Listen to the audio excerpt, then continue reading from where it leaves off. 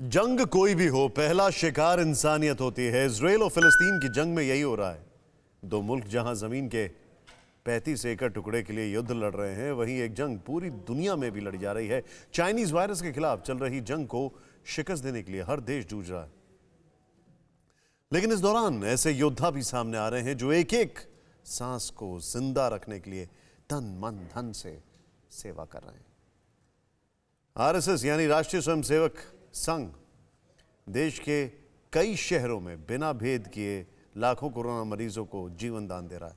संघ प्रमुख मोहन भागवत ने कोरोना से जंग को लेकर बड़ी बात कही। ये रिपोर्ट देखिए और संघ के त्याग, तपस्या और समर्पण से साक्षात्कार कीजिए। कोरोना के कहर से कराहती इंसानियत, घर घर मातम का मंजर, शहर शहर दर्द का समंदर। देश हर दिन यही तस्वीरें देख रहा है। हर बीतते दिन के साथ चाइनीज वायरस सुरसा की तरह मुंह फैला रहा है। अदृश्य वायरस ने कितनों को निगल लिया। किसी के अपने चले गए तो कोई अपनों की एक एक सांस लौटाने की जद्दोजहद में जुटा है। जानते हैं कि तस्वीरें विचलित करती हैं, मानते हैं कि ये हालात खौफ को बढ़ाते हैं, लेकिन इस जंग से हर हाल में पार पाना है। इसके लिए पूरा देश एक साथ है। इंसान के वजूद पर आए इस विकट संकट की घड़ी में भी आरएसएस के वॉरियर मैदान में डटे हैं। जब विपत्ति आती है तो हमारी प्रवृत्ति क्या होती है? हम जानते हैं, हम भारत के लोग हैं, हम जानते हैं कि ये जीवन जरा मरण का चक्र चलते रहता है। ये जानने वाले हम लोग हैं। हमको ये बातें डरा नहीं सकती, निष्क्रिय निराश नहीं बना सकती। ब्रिटेन के पंतप्रधान बने चर्चिल, उसके बाद उनके कार्यालय में उनके टेबल पर एक वाक्य लिखा रहता था, हम हार की चर्चा में बिल्कुल रस नहीं रखते क्योंकि हमारी हार नहीं होने वाली है। सामने जो संकट है, जो दुख है, जो अंधकार है, उसको देखकर वो निराश नहीं हुए। उन्होंने उसको एक चुनौती मान लिया। हमको भी ऐसा संकल्प करके इस चुनौती से लड़ना है।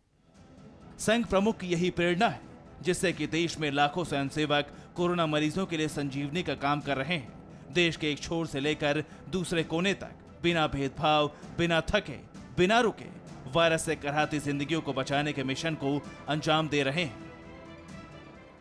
सामूहिकता के बल पर अपनी गति बढ़ाकर हम ये जो सारा अंतर पड़ा है, बैकलॉग है, उसको भर के आगे निकल सकते हैं। निकलना चाहिए। कैसे करना? पहले तो अपने आप को ठीक रखना, और ठीक रखने के लिए पहली बात है संकल्प की दृढ़ता, प्रयास का सातत्य, धैर्य। प्रयत्न करने से एकदम परिणाम नहीं होता, थोड़ा देर लगता है परिणाम आने को।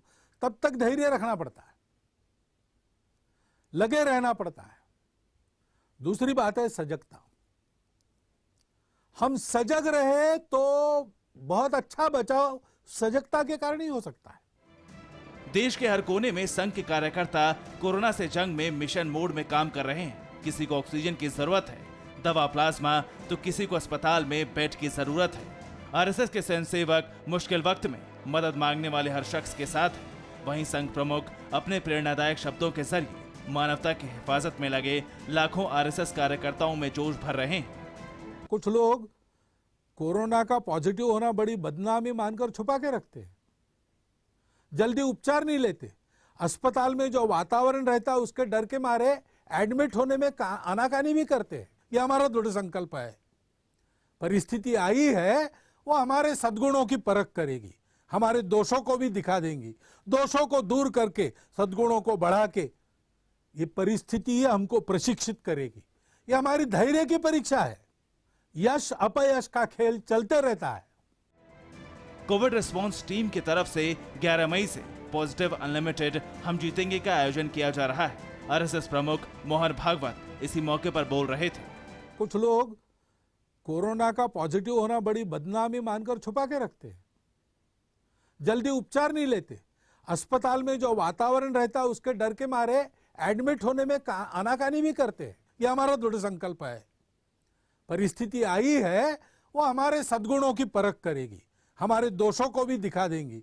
दोषों को दूर करके सद्गुणों को बढ़ा के ये परिस्थिति हमको प्रशिक्षित करेगी। ये हमारी धैर्य की परीक्षा है। यश अपयश का खेल चलते रहता है। आरएसएस प्रमुख ने जो कहा वही सच्चाई है। कौन जानता था कि ये दौर भी आएगा? किसे पता था कि ऐसे हालात भी होंगे? लेकिन जो आंखों के सामने है वो साक्षात है। इसीलिए संघ की तरफ से स्वयंसेवकों ने पूरे समर्पण से कोरोना के मरीजों की सेवा का संकल्प लिया है। कई जगह टेम्परेरी अस्पताल बनाए गए हैं तो कई जगह जरूरतमंदों को नॉन स्टॉप मेडिकल सप्लाई की जा रही है। मध्य प्रदेश के भिंड में आरएसएस स्वयंसेवक गरीब जरूरतमंदों को राशन उपलब्ध कराने के साथ मास्क सैनिटाइजर बांट रहे हैं। जिला अस्पताल में सेवा भारती की तरफ से मेडिकल डेस्क भी लगाई गई है जो अस्पताल पहुंचने वाले मरीजों को काफी सहयोग कर रही है। ऐसे ही देश के अलग अलग शहरों में किया जा रहा है। परिस्थिति कठिन है, दुखमय है, मनुष्य को व्याकुल करने वाली है, निराश करने वाली है। लेकिन ये परिस्थिति है, इसका स्वीकार करते हुए हम अपने मन को निगेटिव नहीं होने देंगे।